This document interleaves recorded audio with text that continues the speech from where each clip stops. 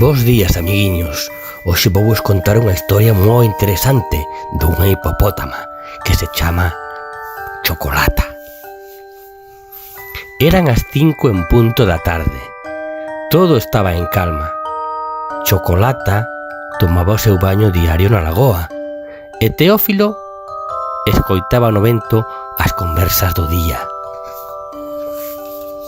De pronto, Teófilo berrou: «Chocolata, acabo de oír que na cidade hai unha estupenda casa de baños». «Casa de baños?», preguntou Chocolata interesada. «Que idea máis divertida, vouna probar enseguida». Ao día seguinte, Chocolata despertou cedo, despediuse das amigas e, cunha mini maleta, atravesou a selva, camiño da cidade. Nada máis chegar, pensou: «Teño unha pinta salvaxe e chamo moito a atención. Vexo que aquí andan de traxe, buscarei a solución». E entrou nunha tenda de roupa. Probou calzóns, pixamas, saias de volantes e mercou un chándal con cremalleiras, un camisón cor de rosa e un bikini de talla súper. Despois, Chocolata foi a unha zapatería e dixo: «Quero mercar uns zapatos elegantes e baratos». Mostráronlle uns de pel de cocodrilo e casi caeu de cu. Probou sandalias, botas de punta, botas de tacón e uns tenis con luciñas que acendían e apagaban ao andar. Os tenis gustaronlle moito e levou nos postos. Tanto camiñou que lle entrou fame. Nun restaurante vegetariano servíronlle 20 pratos de erva da sabana en salsa verde e 11 litros de auga mineral. O menú era un pouco caro, a mesa algo pequerrecha e a cadeira demasiado frágil para sentar nela, pero Chocolata despachouse a gusto e quedou farta. Ás 5 en punto da tarde chegou á casa de baños.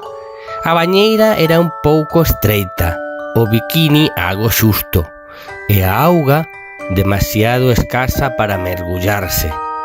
Pero Chocolata pasou a tarde charlando e disfrutou dunha compañía fabulosa.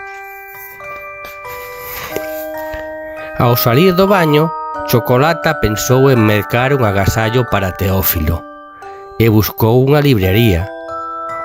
O que máis lle gustaba a Teófilo era facer monadas e contar contos. Había contos de cabras bobas, de princesas dormiñonas, de gatos pelados, e Chocolata elixiu un da selva africana. Aquela noite dormiu nun hotel de 3 estrelas. A cama era un pouco branda, o camisón algo curto, e non había máis estrelas que as que vira na porta do hotel. Pero Chocolata pasou unha noite formidable, soñando coa selva e a lagoa. Pola mañá cedo, Chocolata calzou os tenis de luciñas, visteu o chándal con cremalleiras e acende, apaga, acende, apaga, acende, apaga, regresou á lagoa. Ás 5 en punto, Teófilo, que estaba escoitando o vento da tarde, berrou: «Chega Chocolata!». Non é que fixese monadas, é que, coa emoción, se atrapallou a lingua. E todas as amigas saíron a recibila con moitas ganas de escoitar novidades. Chocolata contou a viaxe e falou da cidade. Teófilo vestiu o camisón rosa, colgou os tenis na lagoa como faroliños intermitentes e fíxolle rir coas súas monadas. Chocolata e as amigas chapuzaron, mergulláronse na auga, refregáronse con barro. Era o mellor baño do mundo. Pola noitiña, Teófilo contoulles un conto da selva africana e quedaron dormidas mirando as estrelas. En fin, así acabou o conto de Chocolata.